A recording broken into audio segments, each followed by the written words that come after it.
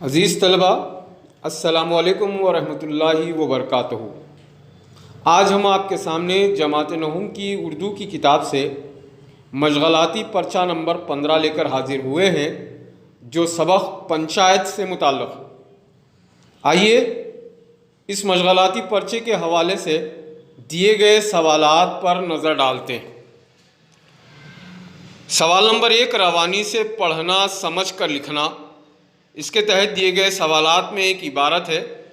कहा जा रहा है कि ज़ेल की इबारत को पढ़िए।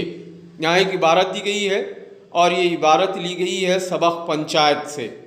आप अपनी दरसी किताब का सहारा लेकर भी इस इबारत को पढ़ सकते हैं। अलगू चौधरी सरपंच बने। अब यहाँ मुकालमा है, वो मुकालमे को अलगू चौधरी और जुम्मन के दरमियान किस तरह उसको बताया गया है। अलगू चौधरी जुम्मन से, जुम्मन, हम तुम पुराने दोस्त हैं। जब ज़रूरत पड़ी है तुमने मेरी मदद की और मुझसे जो बन पड़ा तुम्हारी खिदमत करता आया हूँ। मगर इस वक्त ना तुम हमारे दोस्त हो ना हम तुम्हारे। ये इंसाफ और ईमान का मामला है। खाला जान ने पंचों से अपना हाल कह सुनाया। तुमको भी जो कहना हो कह दो। जुम्मन, पंचो, मैं खाला जान को अपनी माँ की जगह समझता हूँ और ख़िदमत में कोई कसर नहीं रखता। हाँ, औरतों में ज़रा अनबन रहती है, इससे मैं मजबूर हूँ। औरतों की तो ये आदत ही है, मगर माहवार रुपया देना मेरे इम्कान से बाहर है। खेतों की जो हालत है वो किसी से छुपी नहीं। आगे पंचों का हुक्म सर आँखों पर। अलगू चौधरी को आए दिन अदालत से साबिक़ा रहता था। क़ानूनी आदमी थे, ये भी जानते थे कि खेतों से शेख जुम्मन को कितनी आमदनी होती है। जुम्मन पर जिराह करने लगे। जिराह ख़त्म होने के बाद अलगू ने फ़ैसला सुनाया। अलगू चौधरी, शेख जुम्मन, पंचों ने तुम्हारे मामले पर अच्छी तरह गौर किया। ज़ियादती सरासर तुम्हारी है। खेतों से माकूल नफ़ा होता है। तुम्हें खाला जान के लिए माहवार गुजारे का बंदोबस्त करना होगा। अगर तुम्हें यह मंजूर नहीं तो हिबानामा मनसूख हो जाएगा। जुम्मन ने फैसला सुना और सन्नाटे में आ गए। जुम्मन अहबाब से, भाई, इस ज़माने में दोस्ती यही है कि जो अपने ऊपर भरोसा करे उसकी गर्दन पर छुरी फेरी जाए। इसी को नैरंगी रोज़गार कहते हैं। रामधन मिश्र और दूसरे फैसले से खुश होकर, इसी का नाम पंचायत है। दूध का दूध, पानी का पानी। दोस्ती दोस्ती की जगह है। मुक़द्दम ईमान का सलामत रखना है। ऐसे सत्यवादियों से दुनिया कायम है, वरना कभी की जहन्नम में मिल जाती। तो प्यारे बच्चों, ये पैराग्राफ या इबारत आपको सबक पंचायत के से लेकर यहाँ दी गई है, जिसमें अलगू चौधरी और शेख जुम्मन के दरमियान होने वाले मुकालमे को बताया गया है। अब इसके तहत दिए गए सवालात को हम देखते हैं। दिए गए जुमलों का मफ़हूम लिखिए। यहाँ जुमले दिए गए हैं, आपको मफ़हूम लिखना है, उसका मतलब आपको यहाँ पर लिखना है। नंबर 1 है, जुम्मन ने हर माह रुपया ना देने का क्या उज़र तराशा। अभी हमने ऊपर के पैराग्राफ में देखा कि शेख जुम्मन ने अपनी खाला को माहवार रुपया न देने की जो बात कही, और उसने ये बताया कि खेतों से होने वाली आमदनी इस एतबार से नहीं है कि मैं अपनी खाला को, जिसको कि मैं अपनी माँ के बराबर समझता हूँ, माहवार रकम नहीं दे सकता। तो आपको ऊपर के दिए गए पैराग्राफ से क्या उज़र शेख जुम्मन ने रुपया न देने के हवाले से किया है उसको लिखना है। दूसरा है, अलगू चौधरी ने क्यों कहा कि इस वक्त ना तुम हमारे दोस्त हो और ना हम तुम्हारे। तो ये सबक पंचायत से लिया गया जुमला है।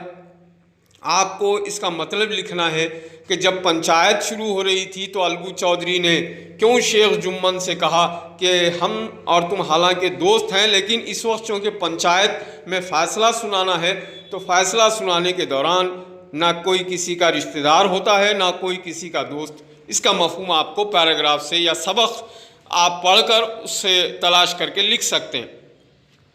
तीसरा है, किस सूरत में हिबानामा मनसूख हो जाना था। अभी हमने ऊपर के पैराग्राफ में पढ़ा, अलगू चौधरी ने फैसला सुनाते हुए कहा कि शेख जुम्मन तुम्हें तो अपने खेतों से माकूल आमदनी हो रही है, फिर भी तुम अपने खाला को जो है माहवार रुपया देने से इनकार कर रहे हो। तो इस सूरत में जो हिबानामा खाला की ज़मीन को शेख जुम्मन के नाम करने के लिए जो माहिदा तय पाया था वो माहिदा मनसूख हो जाएगा। आखिरी है, दूध का दूध पानी का पानी, ये क्यों कहा गया? तो ये जो पैराग्राफ ऊपर हमने पढ़ा है, फैसले के इख्तिताम के बाद जो पंचों या पंचायत के दूसरे मेंबर्स थे या अफराद थे, उन्होंने कहा कि अलगू चौधरी और शेख जुम्मन के दरमियान गहरी दोस्ती होने के बावजूद दोस्ती को फैसले पर गालिब होने नहीं दिया गया। जो हकीकत में फ़ैसला होना चाहिए, जिस तरह का मामला होना चाहिए, अलगू चौधरी ने बिल्कुल वैसा ही फ़ैसला सुनाया, दोस्ती को बालाए ताख रखा।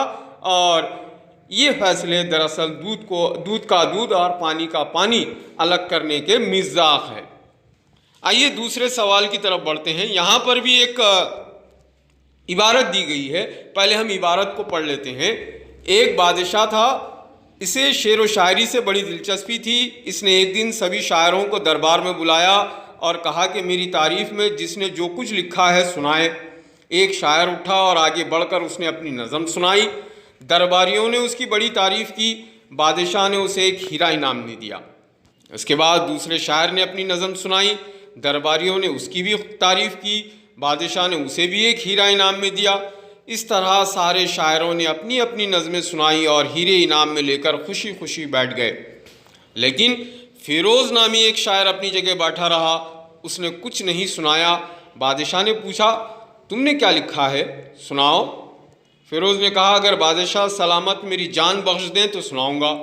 बादशाह ने फ़ौरन कहा, जाओ तुम्हारी जान बख्श दी गई, सुनाओ। तब इसने कहा, अय बादशाह सलामत, अब आलिम और अक्लमंद है, शायरों की इज्जत करते हैं, लेकिन घोड़े और गधे को एक ही अस्तबल में बांधते हैं। इस तरह इसने बादशाह की बहुत सी कमज़ोरियाँ गिना दी।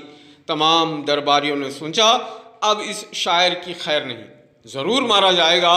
मगर तमाम लोग इस वक्त हैरान हुए जब नज़म सुनने के बाद बादशाह ने फ़िरोज़ को भी एक इनाम दिया। और दूसरे दिन जब तमाम शोरा अपने हीरों को जौहरी के पास ले गए तो पता चला कि सब के सब हीरे नकली और सिर्फ फ़िरोज़ का हीरा असली है।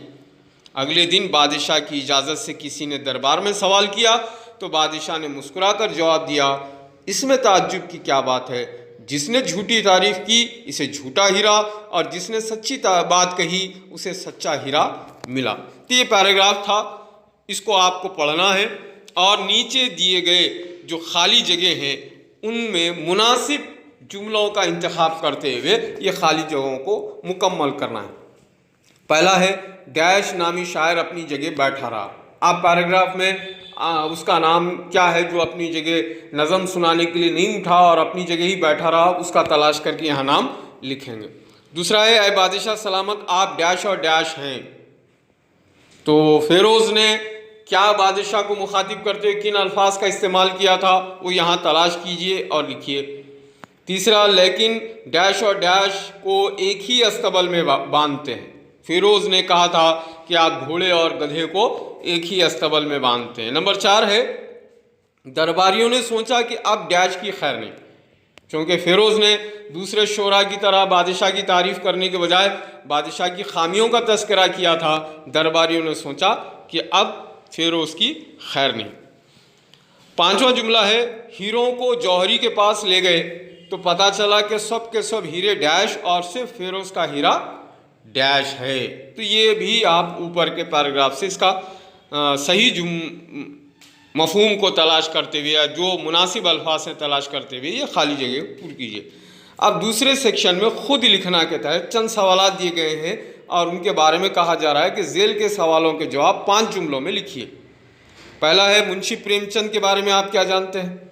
क्योंकि ये पंचायत नामी सबक जो है वो मुंशी प्रेमचंद ने लिखा है और इनके ताल्लुक़ से तमाम तर तफसीलात मालूमात आपकी दरसी किताब के अंदर पंचायत सबक के तहत मौजूद हैं। आप उसको पढ़िए और मुंशी प्रेमचंद के बारे में आप क्या जानते हैं यहाँ लिखिए। दूसरा सवाल है, पंचों के फैसले से आप किस हद तक मुत्तफ़िक़ हैं और क्यों? अभी जो ऊपर का पैराग्राफ पहले हमने जो पढ़ा था कि अलगू चौधरी ने शेख जुम्मन के ताल्लुक़ से जो फैसला सुनाया था, क्या आप समझते हैं कि वो फैसला सही था? अगर सही था तो क्यों था, वो आपको लिखना है। और एक तवील जवाबी सवाल है, जेल के सवाल का जवाब 10 जुमलों में लिखिए। एक अच्छे पंच की क्या खुसूसियात होनी चाहिए? यानी एक फैसला सुनाने वाला पंचायत का जो सदर पंच होता है उसको किन खूबियों का हामिल होना चाहिए मुख्तलिफ फैसले सुनाने के दौरान में, उसको आप अपने तौर पर लिखेंगे। तो प्यारे बच्चों, उम्मीद करते हैं कि ये वर्कशीट नंबर 15 आपके लिए आसान हो गई होगी। मज़ीद आसानी के लिए आप अपनी दरसी किताब का इस्तेमाल करते हुए इस